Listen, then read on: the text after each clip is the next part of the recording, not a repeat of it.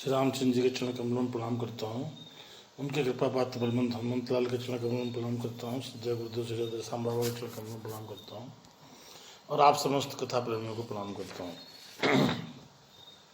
राम कथा के अंतर्गत बालकांड में शंकर जी की जब सब तरह की बात सुनी और ये कहा 119वें दोहे में कि भगवान का स्मरण करने से, रामचंद्र जी का स्मरण करने से ही हम संसार को गाय के खुर के समान पार हो जाते हैं और भगवान का नाम लेने से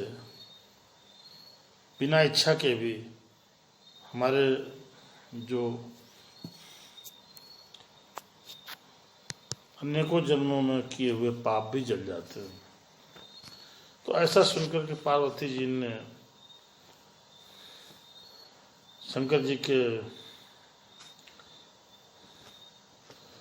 चरणों में सिर नवा करके और हाथ जोड़ करके प्रेम के रस में सने हुई वाणी बोलनी गिर जाइए। पार्वती जी शंकर जी की पत्नी जगदम्बा भवानी गिरिजा बोली। 119वें दोहे में गोस्वामी ने लिखा,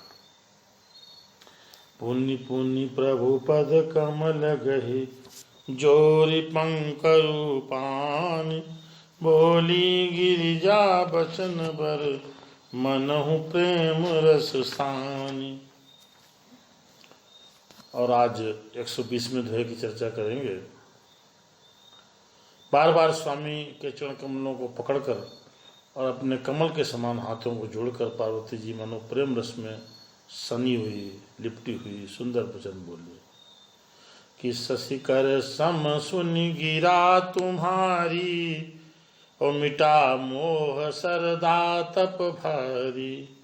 तुम कृपाल सब संशय हरऊ, राम स्वरूप जानि मुई परऊ। नाथ कृपा अब गयऊ विषादा, सुखी भयऊ प्रभु चरण प्रसादा। अब मुई आपनि किंकरि जानी, यद्यपि सहज जड़ नारी आनी। प्रथम जो मैं पूछा सोई काऊ, और जो मुँह पर प्रसन्न प्रभु आओ। राम ब्रह्म चिन्मय अविनाशी, सर्वरहित सब उर पुरवासी। नाथ धरऊ नर तनु के हेतु, और मोहि समझाई कहऊ वृष केतु। उमा बचन सुनि परम विनीता, राम कथा पर प्रीति पुनीता।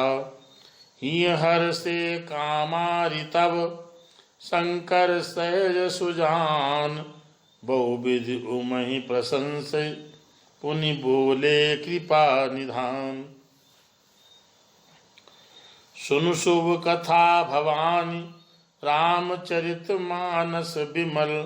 कहा भुषुंडि बखानी, सुना बिहग नायक गरुड़।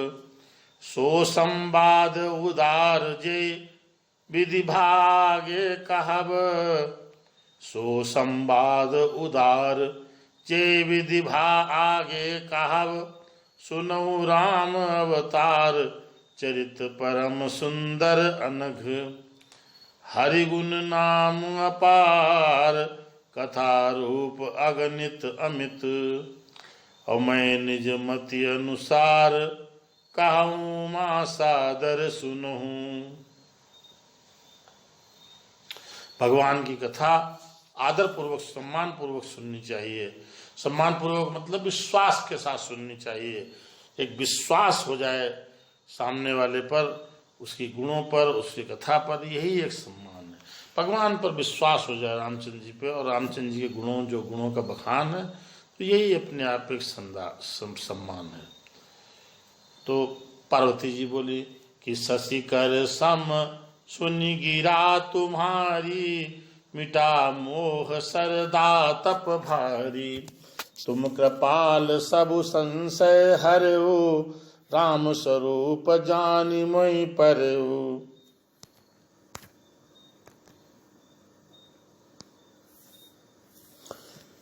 कि आपकी चंद्रमा की किरणों के समान शीतल वाणी सुनकर मेरा अज्ञान रूपी शरद ऋतु की धूप का भारी ताप मिट गया। जो शरद ऋतु में कुआर के महीने की, कार्तिक से पहले कुआर, भादों के बाद, अभी जैसे चल रहा है कुआर, तो ये कुआर के महीने की जो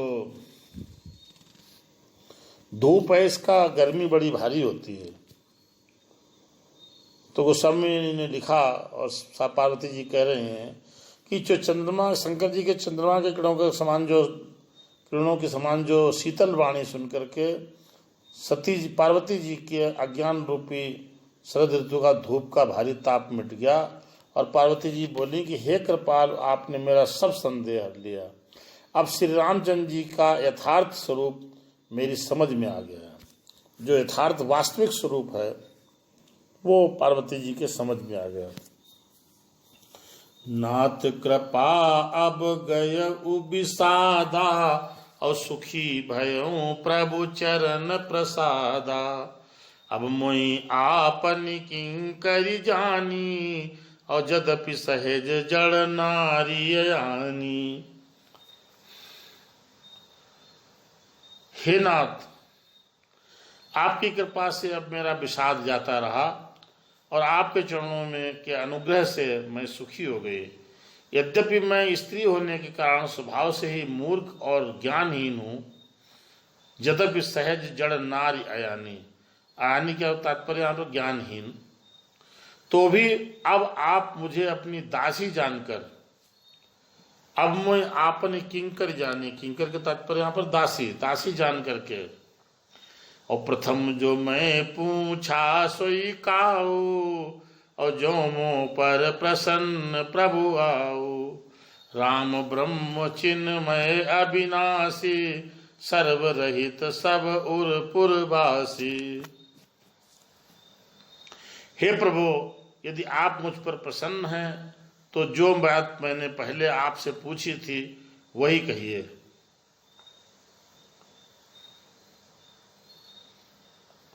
प्रथम जो मैं पूछा सोई कहाओ, जो मुँह पर प्रसन्न प्रभु आओ। जो बात मैंने आपसे पहले पूछी थी वही कहिए। राम ब्रह्म चिन्मय अविनाशी, सर्वरहित सब उर पुरवासी।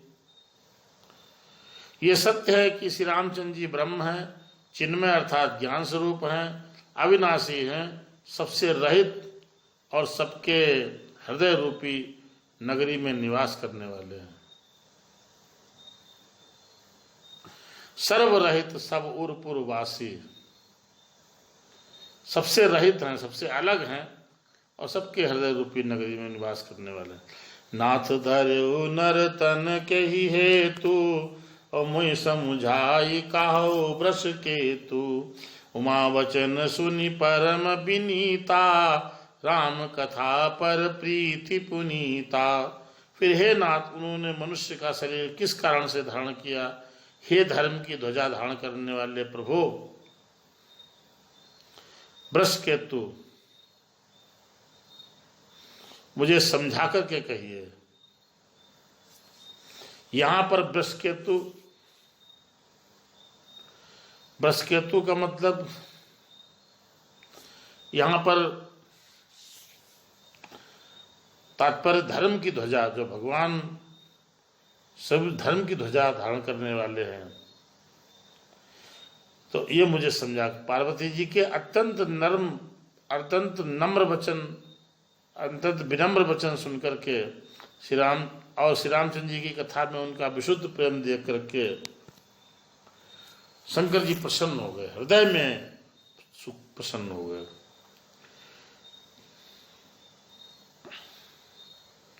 उमा वचन सुनि परम विनीता, और राम कथा पर प्रीति पुनीता। भगवान की कथा पर विशुद्ध प्रेम, पवित्र प्रेम, पुनीत प्रेम देख करके और पार्वती जी की परम अत्यंत विनम्र वाणी सुन करके शंकर जी हृदय में प्रसन्न हुए।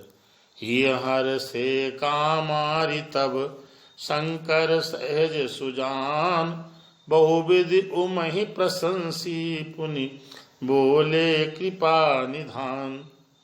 तब कामदेव के शत्रु स्वाभाविक ही सुजान कृपा निधान शिव जी मन में बहुत ही हर्षित हुए और बहुत प्रकार से पार्वती जी की बड़ाई करके फिर बोले, बहुविध उमे प्रशंस पुण्य बोले कृपा निधान। उमा की बहुत बड़ाई की, उन्होंने प्रशंसा की कि सुनु शुभ कथा भवानी, रामचरित मानस विमल, कहा भुषुंडी बखानी, सुना बिहग नायक गरुड़। हे पार्वती, निर्मल रामचरित मानस की वह मंगलमयी कथा सुनो जिसे काकभूषुंड ने विस्तार से कहा और पक्षियों के राजा गरुड़ जी ने सुना था। सो संवाद उदार जय विधि भागे कहव, सुनो राम अवतार चरित परम सुंदर सन अनघ। वह श्रेष्ठ संवाद जिस प्रकार हुआ वह मैं आगे कहूँगा, अर्थात बाद में कहूँगा। अभी तुम श्री रामचंद्र जी के अवतार का परम सुंदर और पवित्र का तात्पर्य पाप नाशक, जैसे गंगा जी पवित्र हैं तो पाप नाशक हैं। परम सुंदर और पवित्र चरित्र सुनो। सुनो राम अवतार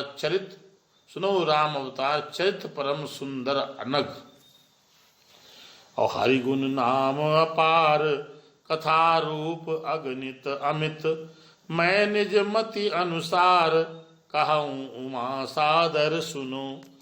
शंकर जी ने बहुत बड़ी बात कही कि श्री हरि के गुण, नाम, कथा और रूप सभी अपार, अगणित और असीम हैं। फिर भी हे पार्वती, मैं अपनी बुद्धि के अनुसार कह रहा हूँ। हे पार्वती जी, आप आदर पूर्वक, सम्मान पूर्वक, प्रेम पूर्वक, विश्वास पूर्वक इसको सुनिए। बोलिए सियावर रामचंद्र भगवान की जय हो।